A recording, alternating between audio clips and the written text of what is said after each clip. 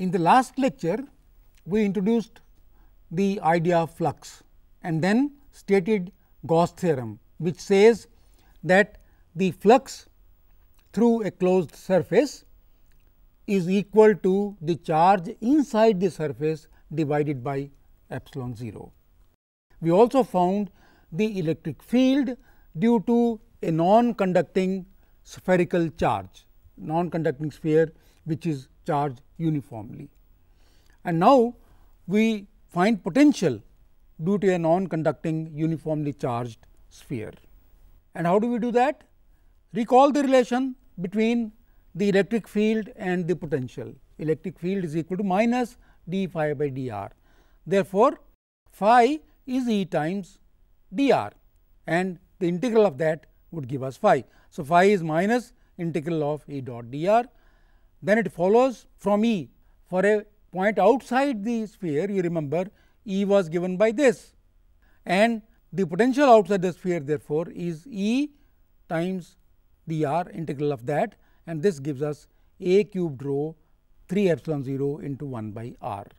You see, E dr becomes integral of E dr becomes, you can integrate that, and 1 by r squared will give you minus 1 by r, minus gets cancelled with this, and you get phi outside equal to a cubed rho by 3 epsilon 0 into 1 by r. So, that is the potential outside for a point outside. Remember, for a point outside, the sphere acts as a point charge at the center of the sphere, and this vanishes at infinity. We know that on the surface of the sphere, if I put r equal to a, phi surface is a cubed rho 3 epsilon 0 into 1 by a. So, it is a squared by 3 epsilon 0. If I substitute the value of rho, I will get q by 4 pi epsilon 0 a. So, you know already this in fact that for at a point distance a from the center of the sphere, the potential is given by q by 4 pi epsilon 0 times a.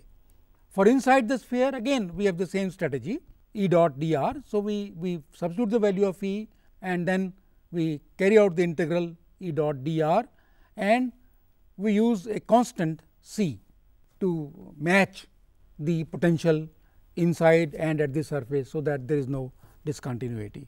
Therefore, we find that if we carry out the integral E dot E dr, then we find that, remember E is rho by 3 epsilon 0 times r, we found in the last lecture.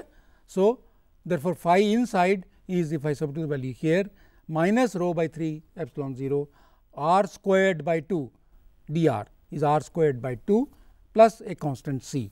And now, we match the two, phi inside and phi at the surface, and if we match the two, then what happens? Then c, the c constant, we get equal to this. So, we substitute it back into this equation and we get phi inside equal to rho by 6 epsilon 0 a squared minus r squared plus q by this. So, that is the potential inside, and you can verify this is correct. If a is equal to r, that is we are at the surface, this vanishes and we get the value at the surface. So, this there is no discontinuity and the phi inside just matches with the phi at the surface, and we recover the value. At r equal to 0, we again recover the value of the potential at the center, which is, if I put r equal to 0, this is equal to 3 by 2 q 4 pi epsilon 0 a, which is 3 by 2 times the value at the surface. So, this continuity of the potential inside and the potential at the surface gives us the potential at the center if I put r equal to 0, and this is 3 by 2 times the potential at the surface. So, therefore, if I plot, then the at r equal to 0 at the center of the sphere, the potential is 3 by 2 times, this is the potential at the surface. So, 3 by 2, that is 1.5 times the potential at the surface, and then outside, from the surface outside, it varies as 1 by r. So, that is the profile of the potential due to a non-conducting sphere which is uniformly charged. Let us now take a charged conducting sphere, and the first thing to note is that a conductor has a constant potential all over. it is a equipotential surface, because if there is a difference of potential, that would mean an electric field that would apply force on charges and the charges will move, they will not remain static. Therefore, there cannot be any potential difference between 2 points on the surface of a conductor. So, the conductor is an equipotential surface. The constant value of the potential will have to be the same as that at the surface for continuity. Otherwise, there will be potential difference and unwanted electric fields again will create problems for us. So, it is easy to show by drawing Gaussian sphere outside the conducting sphere. We see, remember the same thing, we have a sphere which is uniformly charged, but the charge now is on the surface and is a conducting surface, and we draw a sphere outside this Gaussian sphere outside this. For points exterior to the sphere behaves as if the whole charge resides at the center of the sphere. If the charge carried by the sphere is q, the charge at any point at a distance r from the center is given by the field at any point is given by 1 by 4 pi epsilon 0 q by r squared. The charge behaves, the sphere behaves as if the whole charge resides at the center of the sphere. So, the field is q by r squared into 1 by 4 pi epsilon 0. The charge on the sphere has been assumed positive, and that is why we have this r cap going outside. If it is a negative, then the field direction is reversed. For points interior to the conducting sphere, we draw now a Gaussian sphere inside of radius capital R. The charge is outside, and the charge in a conductor resides only at the surface. Inside there is no charge. So, we want to find out the field inside. So, we draw a Gaussian sphere inside of radius capital R, and we note first that the constant potential inside means that the electric field vanishes. If there is a constant potential, electric field vanishes. If the electric field vanishes, then E dot ds vanishes. If this vanishes, then E is 0. If E is 0, then q by epsilon 0 is also 0, which means q is 0. That means, there is no charge inside a conducting sphere, there is no charge inside, all the charge just migrates to the surface. All the charge has migrated to the surface, no charge can reside inside the conducting sphere. In fact, you take any conducting surface, the charge will be only on the surface, no charge inside, because if you draw a Gaussian sphere inside, because of constant potential, the electric field will be 0, which implies that q is equal to 0. So, let me show you now the profile of the electric field due to a charged conducting sphere and the potential due to the charged conducting sphere. We have found that the electric field inside this conducting sphere must be 0. So, E is equal to 0 up to the surface. At the surface, it has a value and then it decreases as 1 by r squared. Because E is equal to 0, the potential inside is constant, and this constant potential has the value, the same value as at the surface of the sphere, and from that point outside the sphere it varies as 1 by r. The potential varies as 1 by r, inside the potential is constant. The electric field inside is 0, and from the surface outwards it varies as 1 by r squared. Let us now take a uniformly charged thin spherical shell. We had a uniformly charged sphere, now we have uniformly charged thin spherical shell. Shell is a sphere which is very small thickness, inside it is empty. If sigma is the surface density of the charge per unit area on the shell of radius a, then the charge on it is 4 pi a squared sigma. 4 pi a squared is the area of the sphere, sigma is the charge density, that is charge per unit area. Therefore, the total charge on the sphere is 4 pi a squared sigma. So, without going into any details, you can see as before, for points outside the sphere at a distance r from the center of the shell, the field will be as due to the total charge placed at the center of the shell. Formally also we will now show. We draw a spherical Gaussian surface at radius r outside, the point P is at a distance r from the center. This is the shell and this is the Gaussian surface, and since Gaussian surface is a sphere, the field by symmetry must be radial to it, that is normal at each point on the surface. Therefore, the flux is 4 pi r squared E, which is equal to q by epsilon 0. Q is the charge inside this Gaussian surface, and what is the charge inside? The charge inside is the charge on the shell, which is 4 pi a squared sigma. So, we get the field E equal to a squared sigma by epsilon 0 into 1 by r squared.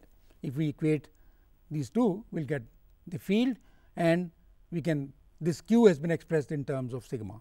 So, it is a squared sigma by epsilon 0 into 1 by r squared. So, the charge has been assumed as positive, therefore, the field is outside, otherwise the direction of the field is reversed. At the surface of the shell, the electric field has the value, when r becomes a, that is the surface of the sphere, the value is simply sigma by epsilon 0. For points on the surface and outside the shell, the field varies as 1 by r squared, as if the charge is concentrated at the center of the sphere. This we have been seeing time and again. As far as the points outside are concerned, the whole charge is concentrated at the center. Now, for a point inside the shell, we draw the Gaussian surface inside the shell, but there is no charge inside this Gaussian sphere, because it is inside, we have drawn the surface inside the shell, the charge resides on the shell. Therefore, inside this Gaussian surface there is no charge. So, 4 pi r squared epsilon 4 pi r squared E would be equal to 0. 4 pi r squared E, where r is the radius of this Gaussian surface drawn inside the shell. So, 4 pi r squared E is equal to 0, because there is no charge. So, q by epsilon is 0, therefore, this is 0, and therefore, this gives E inside, which is equal to 0. So, inside the shell electric field is 0, outside the shell it goes as 1 by r squared as usual. So, I again show the electric field inside and outside a charged spherical shell. Inside the shell the field is 0, outside it goes as 1 by r squared. It is easy to work out the electric potential. Again, remember the definition, minus d phi by dr equal to E. So, if you remember that, you can get the potential at various points. For r equal to a, it is a sigma by epsilon 0. For r greater than a, it is a squared sigma by epsilon 0 into 1 by r, because the charge behaves as if it is concentrated at the center.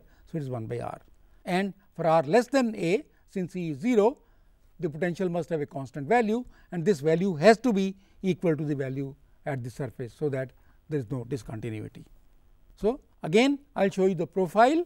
You see, up to a, from the center to the surface, the potential is constant, it has the same value as at the surface, and then from that outside the sphere or shell it varies as 1 by r. We now take a line charge. Line charge is nothing but a long line or a long conductor, say thin wire carrying charge, which is uniformly distributed over the line. Symmetry dictates that away from the ends of the line, the electric field will be radial, because if it is any other direction, that will have a component along the line and will exert forces on the charges, will move them and so on.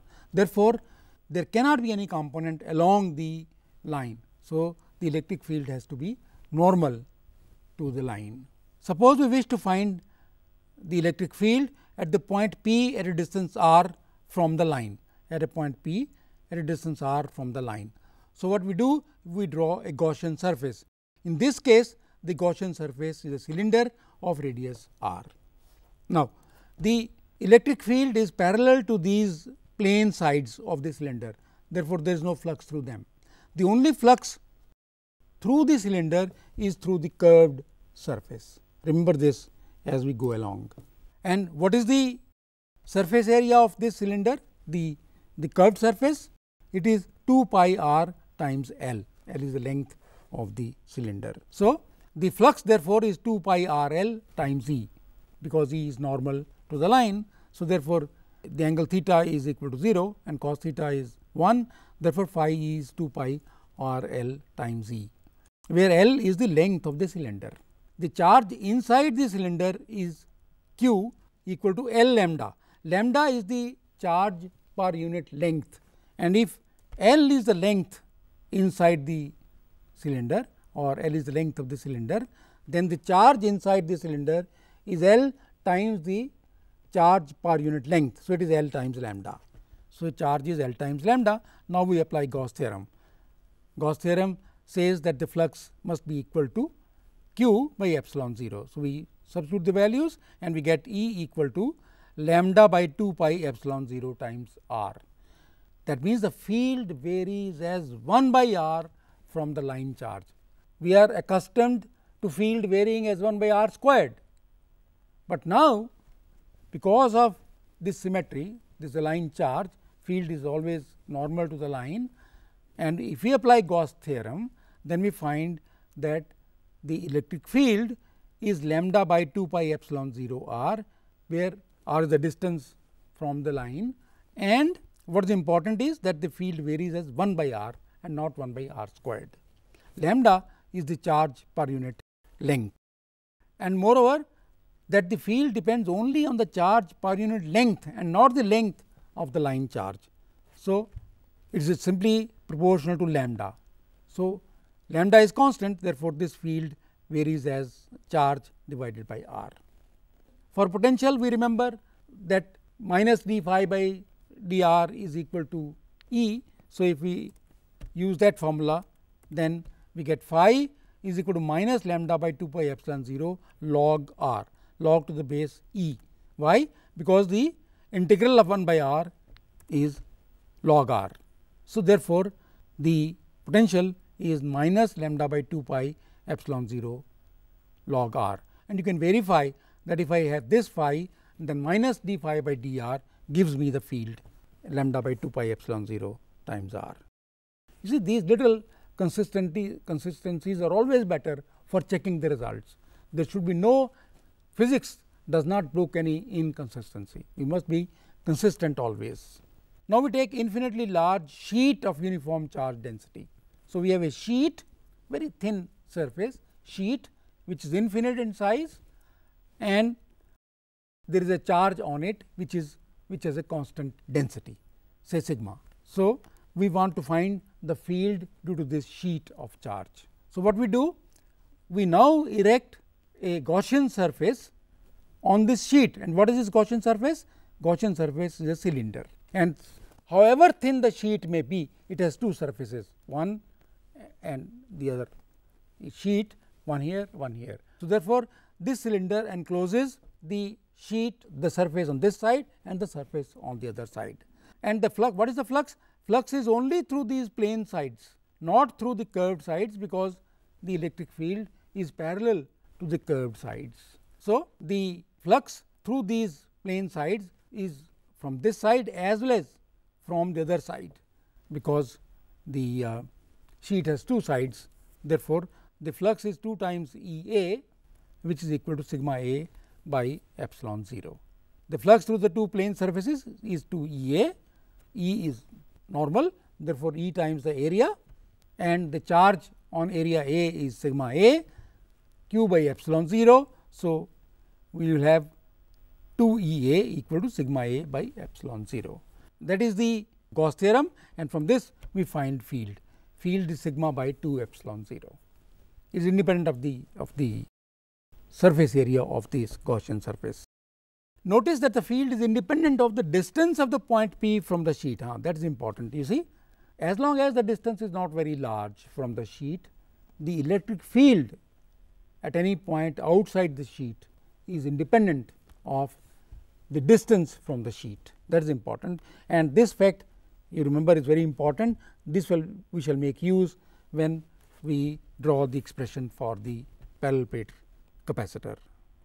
This is because the sheet is infinitely large.